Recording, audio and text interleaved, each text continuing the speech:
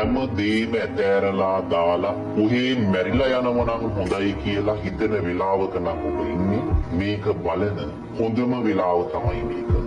අපි අවුරුදු ගානක් විශ්වාස කරපු අපේ ප්‍රේමයක් නොහිතන මොහොතක අපිව රැවට්ටුවාම එයා මාව දාලා ගිහිල්ලා මොනවද කරන්න කියලා අපි දන්නේ නැති වුණාම ඒ දැනෙන දුක වචන වලට පෙරලන්න බෑ.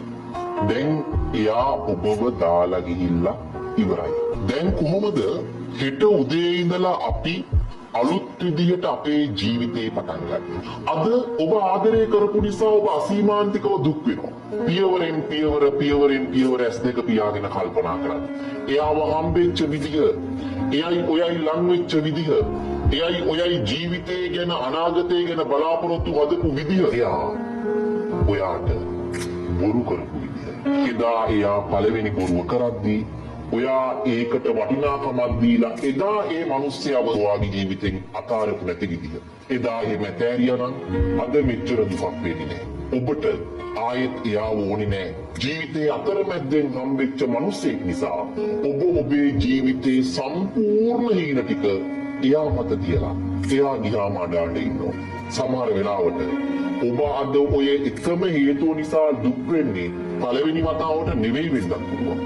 අතරමැද්දෙන් හම්බෙච්ච මිනිස්සෙක් නිසා ඔබේ ජීවිතේ කොච්චර කාලයක් නාස්ති වුණාද? ඔය වැඩි කල් ජීවත් වෙන්නේ නැහැ. ඔබේ වයස කීයද?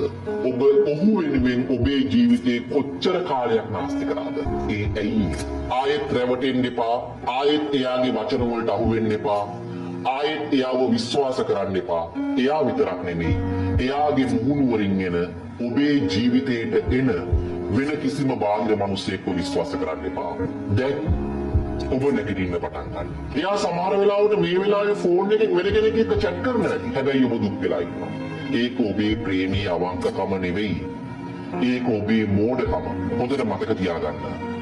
ලෝකේ අගයක් තියෙන්නේ ඔබට. ඔබ කවදාරි දවසක ඔබේ කකුල් දෙකෙන් නැගිට්ටොත් විතරමයි. දාලා ගිය මිනිසුන්ව ජීවිතෙන් අයින් කරලා දාන්න. එකපාරක් ඔබව ප්‍රතික්ෂේප කරපු කෙනෙක් ආයේ 100 පාරක් ඔබ ගාවට ආවත් ඒක ගන්න එපාම තමයි.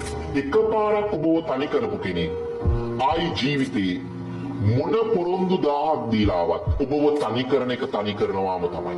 හිතන්න මම කොහොමද තව මාස 2ක් ඇතුළත 3ක් ඇතුළත නැගිටින්නේ කියලා. හිතන්න ජීවිතේ අතරමැද්දෙන් හම්බෙච්ච මිනිස්සෙක් නිසා ජීවිතේ නැති කරගන්නවද?